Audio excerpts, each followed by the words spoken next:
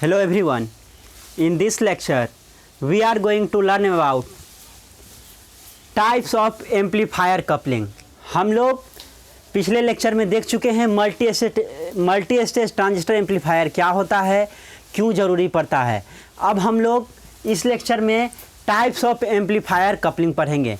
Types of amplifier coupling में हम लोग देखेंगे किस तरह का कपलिंग डिवाइस का हम लोग यूज करते हैं। तो एम्पलीफायर कपलिंग कितने टाइप का होता है? 3 टाइप का होता है, आरसी कपलिंग, ट्रांसफार्मर कपलिंग और डायरेक्ट कपलिंग। इसका नाम जो है आरसी कपलिंग, ट्रांसफार्मर कपलिंग और डायरेक्ट कपलिंग, ये जो वहाँ पे जो यूज होता है कंपोनेंट उसी के अकॉर्डिंग है। तो आरसी कपलिंग का मतलब क्या हो गया? Resistor capacitor coupling. Means RC coupling में जो हम लोग कंपोनेंट यूज करते हैं वो रेसिस्टर और कैपेसिटर है। तो हम लोग देखेंगे कपलिंग डिवाइस में, आरसी कपलिंग में हम लोग कैपेसिटर का यूज करते हैं। और कैपेसिटर क्या करता है? डीसी को ब्लॉक करता है और एसी को पास करने देता है। वही ट्रांसफार्मर कपलिंग में जो कपलिंग डिवाइस के तौर पे हम लोग यूज करते हैं वो ट्रांसफार्मर का यूज करते हैं। ट्रांसफार्मर क्या करता है? वो आपको एसी सप्लाई तो देता ही है और आइसोलेशन करता है। डीसी को क्या करता है? आइसोलेट करके रखता है। डायरेक्ट कपलिंग में हम लोग देखेंगे यहाँ पे कोई कपलिंग डिवाइस का हम लोग यूज नहीं करते हैं। हम लोग ट्रांजिस्टर को ही इस तरह से अरेंजमेंट करते हैं, सर्किट को इस तरह से अरेंजमेंट करते हैं जो वो क्या करता है, पहले स्टेज से दूसरे स्टेज में जब वो आउटपुट आपका पहले स्टेज का आउटपुट दूसरे स्टेज के इनपुट में जाते हैं तो वो आइसोलेशन प्रोवाइड करता है।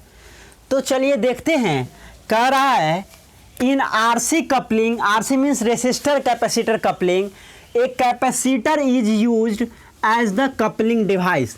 आरसी कपलिंग में हम लोग किसका यूज करते हैं? कैपेसिटर का यूज करते हैं कपलिंग डिवाइस के तौर पे। कपलिंग डिवाइस कहने का मतलब हो गया पहले स्टेज का आउटपुट को दूसरे स्टेज के इनपुट से कनेक्ट करके रखना। कास्केड कनेक्शन हम लोग करते हैं। The capacitor connects the output of one stage to the input of the next stage. Capacitor क्या करता है? पहले स्टेज के आउटपुट को दूसरे स्टेज के इनपुट से कनेक्ट करके रखता है in order to pass the AC signal on while blocking the DC base voltage. Capacitor क्या करेगा? एसी को पास करने देगा और डीसी को क्या करेगा? ब्लॉक कर देगा। ट्रांसफार्मर कपलिंग में जो हम लोग कपलिंग डिवाइस का यूज करते हैं वो कौन सा है? ट्रांसफार्मर है। देखिए इन transformer coupling, transformer is used as the coupling device. The transformer coupling provides the same two function. जो 2 फंक्शन आपको आरसी कपलिंग प्रोवाइड करता है, क्या क्या? एक तो एसी को पास करने देता है और डीसी को ब्लॉक करता है। वही काम ट्रांसफार्मर कपलिंग भी करता है, to pass the signal on and blocking to pass the AC signal, to pass the AC signal on and blocking DC. क्या करेगा? डीसी को ब्लॉक कर देगा और एसी को पास करने देगा।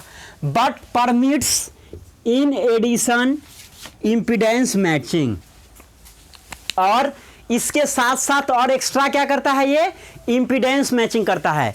इम्पीडेंस मैचिंग जो है किस में होता है? ट्रांसफार्मर कपलिंग में ही होता है। इम्पीडेंस मैचिंग के कारण क्या होता है? एफिशिएंसी बढ़ जाता है। तो आपसे पूछ सकता है किस कपलिंग में इम्पीडेंस मैचिंग होता है? तो ट्रांसफार्मर कपलिंग में। ये इसका खासियत है।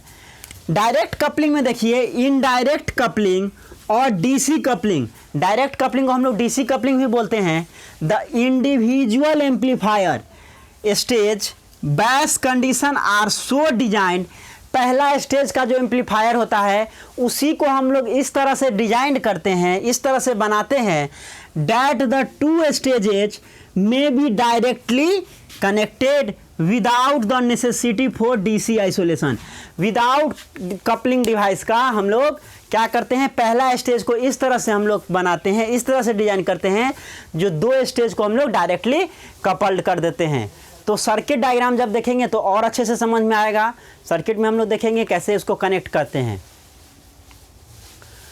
नेक्स्ट लेक्चर में हम लोग इसको पढ़ेंगे आरसी कपलिंग क्या है। आरसी कपलिंग के बारे में डिटेल में पढ़ेंगे, उसका हम लोग सर्किट डायग्राम देखेंगे, एडवांटेज देखेंगे, डिसएडवांटेज देखेंगे, फ्रीक्वेंसी रिस्पॉन्स देखेंगे।